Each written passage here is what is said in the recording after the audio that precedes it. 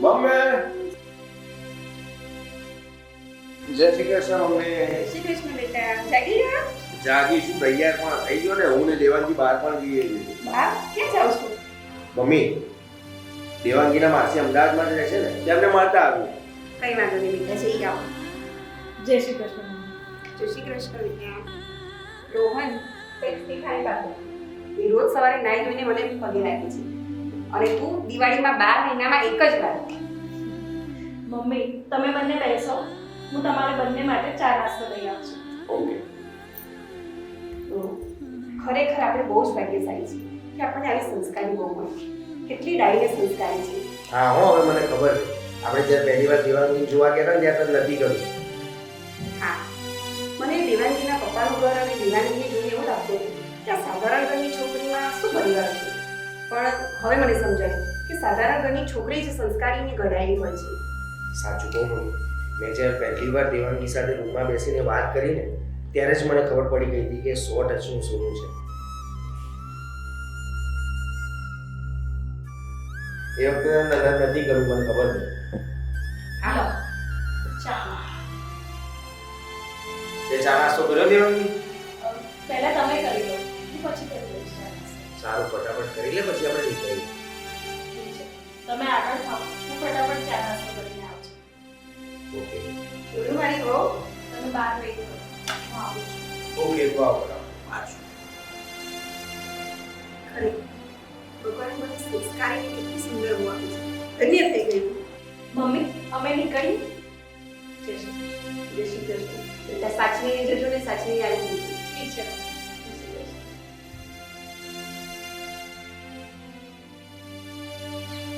અરે હા, જય શ્રી કૃષ્ણ. અરે હા બોલ ને, બહુ ટાઈમે ફોન કર્યો ને તે. અરે ના ના ના ના, મને તો એટલી સંસ્કારી ને સરસ બહુ મળી છે ને. ના ના, લાખોમાં એક છે મારી દેવાંગી.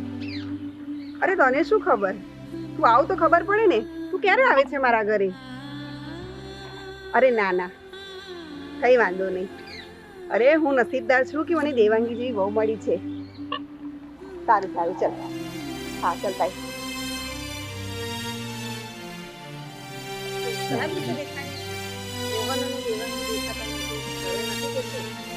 ના, એ બંને એમના માસીના ઘરે ગયા છે. આંટી મારે તમને એક વાત પૂછવી છે, તમને દુઃખ ના લાગે ને? ના ના, બોલ ને, શું કેવું છે તારે? દેવાંગી તમને સરખું બરાબર આમ રાખે છે ને? હા, કેમ આવું પૂછ્યું તે? બસ ખાલી એમ જ. અરે નીરુ, તને શું વાત કરું, મને તો મારી બહુ લાખોમાં એક મળી છે. એક દીકરી એનું માનું ધ્યાન ના રાખે ને એટલું મારું ધ્યાન રાખે છે મારી બહુ. આંટી ખોટા વહેમમાં ના રહે. એટલે તું કહેવા શું માંગે છે? આ તો તમારી બહુ નવી નવી પરણીને આવી છે ને એટલે તમને એવું લાગે છે. આંટી તમને ખબર ના હોય ને તો હું કહી દઉં, મારી વહુ અને હું કોલેજમાં સાથે જ ભણતા હતા. હું દેવાંગીને બહુ જ સારી રીતે ઓળખું છું. લખણની પૂરી છે આ તમારી વહુ. આ તું શું બોલે છે? આ તો તમારી બહુ નવી નવી પરણીને આવી છે ને એટલે તમને એવું લાગે છે. હું જરાય ખોટું નથી કહેતી આંટી. આખી કોલેજ માથે લઈને ફરતી. તમારી સંસ્કારી વહુ કોલેજના બધા જ છોકરા છોકરીઓને એના હાથે નચાડતી. તમારી વહુને ડ્રિંકિંગ કરવું, અજાણ્યા છોકરા જોડે ફરવું બહુ જ ગમતું હતું. અને કોલેજના રૂલ્સ તોડી મોડે સુધી બહાર રખડવું એ તો એનું ખાનદાની હતું. પ્રોફેસર અને પ્રિન્સિપલના સામે પણ થઈ જતી હતી. આ બધી હરકતો હતી એની કોલેજમાં, અને એક વખત તો પ્રિન્સિપલે એને કોલેજમાંથી પણ બહાર કાઢી મૂકી હતી. એની એક ફ્રેન્ડ હતી, એના પપ્પાએ પ્રિન્સિપલને સમજાવ્યા એટલે તો આ દેવાંગીને કોલેજમાં પાછી આવવા દીધી. આંટી તમે તમારી વહુને જે ધારો છો ને એવી એ નથી. આંટી એકવાર માણસને ઓળખી લો પછી એ ખબર પડશે કે કોણ કેટલા પુણ્યથી મળ્યું છે. આંટી મારે જવાનું લેટ થાય છે, પછી આપણે મળીએ.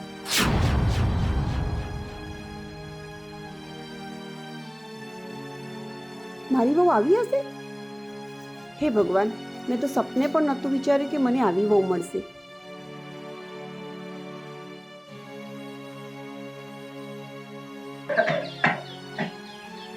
ખરેખર હો મમ્મી, તારો સેન્સ ઓફ હ્યુમર બહુ જ જોરદાર છે. બસ હવે અરે આ લેવલનું તો કોઈ ના વિચારી શકે. મારે તો એક વાત કેવી હતી. ક્યારે મમ્મી? જય શ્રી કૃષ્ણ. બસ બસ, હવે આ તારા નાટક છે ને બધા બંધ કર. મને ખબર છે તું કેવી છું ને કેવી નહીં. મમ્મી કેમ આમ બોલે છે? બેટા, તારી જો જેવી ઉપરથી દેખાય છે ને એવી છે નહીં. પણ મમ્મી થયું છે શું? દેવાંગીથી કોઈ ભૂલ થઈ છે? હા મમ્મી, મારાથી કંઈ ભૂલ થઈ હોય તો કહો. તમે કંઈક કહેશો તો ખબર પડશે ને. જો તારાથી હજી કઈ ભૂલ થઈ નથી, અને હા જો કઈ ભૂલ થઈ ને તો સીધી આ ઘરમાંથી બહાર નીકળી જઈશ. એટલે તું તારી અહીંયા ચલાવવાની કોશિશ ના કરતી. અને હા, તું તારું તો બિલકુલ ના ચલાવતી અહીંયા. મને હવે બધી ખબર પડી ગઈ છે.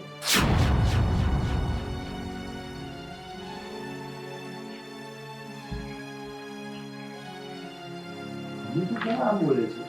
તને થયું છે શું? મને કઈ જ નથી થયું, પણ મને આ તારી રોજનું બધી ખબર પડી ગઈ છે કે કેવી છે ને કેવી નહીં. એના સ્વભાવની મને હવે ખબર પડી છે.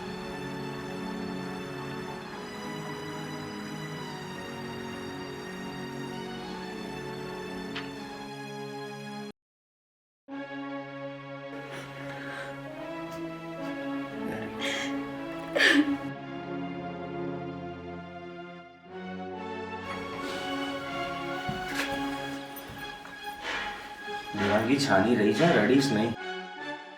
મમ્મી ભલે તને ગમે તેમ બોલી, પણ તું એની વાતનું દુઃખ ના લગાડ. પણ રોહન, મેં શું ભૂલ કરી છે? હું જ્યારથી પરણીને આ ઘરમાં આવીને ત્યારથી તન મનથી મેં મમ્મીની સેવા કરી છે. અને આજે એમણે મને આવું કહ્યું. દેવાંગી મને લાગે છે કે મમ્મીની કોઈ ગેરસમજણ થઈ હશે, કાં તો પછી કોઈ એની કાન ભંભેરણી કરી છે. પણ તું ચિંતા ના કર, હું મમ્મીને સમજાવીશ.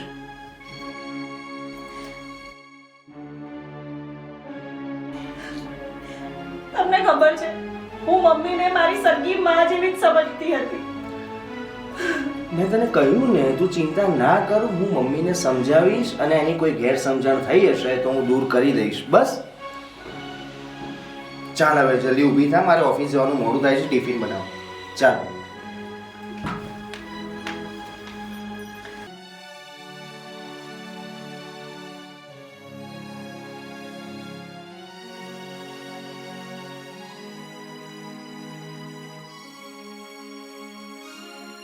રોહન ઉભો રહે. બોલ, શું કામ છે? મેં તને લગ્ન માટે પ્રપોઝ કર્યો અને તે મારું પ્રપોઝલ અને જો દેવાંગી અને તારી મમ્મી વચ્ચે ઝઘડા ચાલુ થઈ ગયા. તને કેવી રીતે ખબર કે મારી મમ્મી અને દેવાંગી વચ્ચે ઝઘડા થાય છે? પડોશમાં રહું છું એટલી તો ખબર પડે જ ને. પડોશમાં તો જયા માસી, અંજુ માસી, રેણુકા ભાભી બધા જ રહે છે, પણ એમને તો નથી ખબર કે મારા ઘરમાં શું ચાલે છે ને શું નહીં. ક્યાંક એવું તો નથી ને કે તે જ મારા ઘરમાં સળગાવ્યું છે? હું શું કામ તારા ઘરમાં સળગાવું? મને એવી આખી પાછી કરતા નથી આવડતી. કેવી છે ને કેવી નહીં મને સારી રીતે ખબર છે. એટલે મારી આગળ શરીફ બનવાની કોશિશ ના કર. અને હા, આજ પછી મારા ઘેર પગ ના મૂકતી.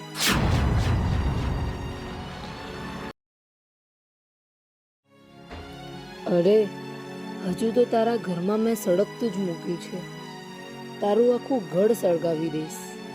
તે મને લગ્નની ના પાડીને બહુ જ મોટી ભૂલ કરી છે. એનો બદલો તો હું 100% લઈશ રોહન. છોડીશ નહીં તને અને તારા પરિવારને.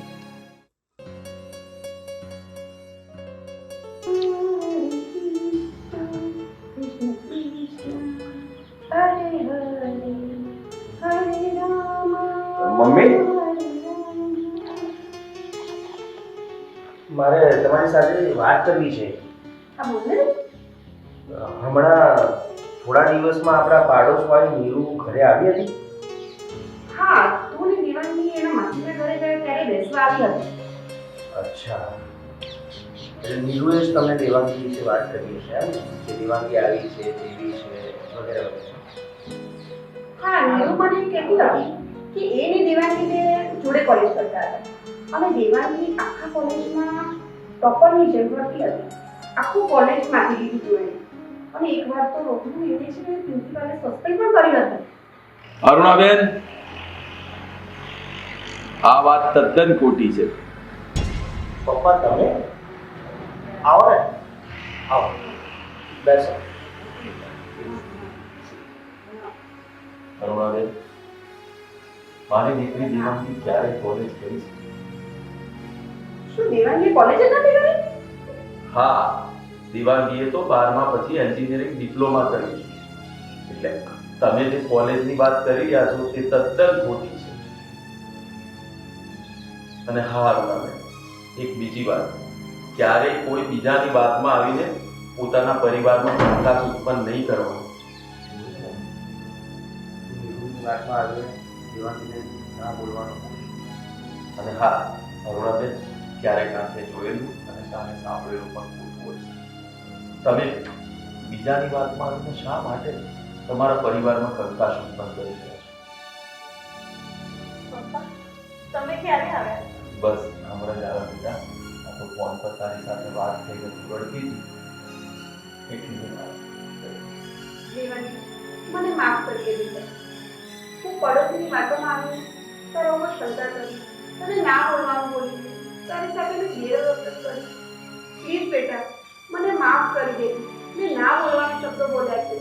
પ્લીઝ મમ્મી, તમે માફી ના માંગશો. અરે તમે તો મારા મા જેવા જ છો અને તમારે માફી ના માંગવાની હોય મારી. જે કંઈ પણ થયું એ બધું તમે ભૂલી જાઓ. એ બધી વાતોને મનમાં ના રાખશો. અરુણાબેન, ક્યારેય કોઈની વાતમાં આવીને પોતાનો સંસાર ખરાબ નહીં કરવો. તમારો સ્વભાવ જોઈને જ એ મારી દીકરીને તમારા ઘરમાં આપી. મને એમ હતું કે તમે સાસુ બનીને નહીં પણ મા બનીને મારી દીકરી સાથે વ્યવહાર કરો. આશા રાખું છું તમે મારી દીકરી જોડે મા જેવો જ વ્યવહાર કરો. અને ફરી એક વાર કહું, ક્યારેય કોઈની વાતમાં આવીને આપણા સંસારમાં ખટરાગ ઉત્પન્ન નહીં કર્યો. કિરીટભાઈ, તમે ચિંતા ના કરો. આજ પછી હું દેવાંગીને આ ઘરમાં આંસુડું પણ નહીં પાડવા દઉં. હું એને એક માની જેમ રાખી. એ મારી દીકરી છે, બહુ નથી. પ્લીઝ કિરીટભાઈ, તમે પણ મને માફ કરી દેજો. Thank God. ભલે મોડું તો મોડું સમજાયું કંઈ. એ બધું છોડો, તમે શાંતિથી બેસો. હું મસ્ત મજાની ચા બનાવીને લાવું છું. ચા નહીં, હવે જમવાનું જ બનાવે. પપ્પા જમીને જ જશે. સાચી વાત છે. હવે હું જમવાનું જ બનાવી દઉં છું. અરે બેસો ને પપ્પા, તમે હું ફટાફટ જમવાનું બનાવી લાવું છું. ખરેખર હું મારી સંસ્કારી અને દહી બહુ પર શંકા કરી ગઈ. આ પાડોશી નિરૂડીની વાતોમાં આવી આજે ના બોલવાના વેળ મેને બોલી ગઈ. મારો દરેક સાસુને એક અભિપ્રાય છે કે ઘરમાં કલેશ અને કંકાસ પાડોશની વાતોમાં આવીને જ થાય છે. તો પોતાની બહુ ઉપર શંકા કર્યા વગર એને એક માં અને દીકરીની જેમ રહેશો તો ઘરમાં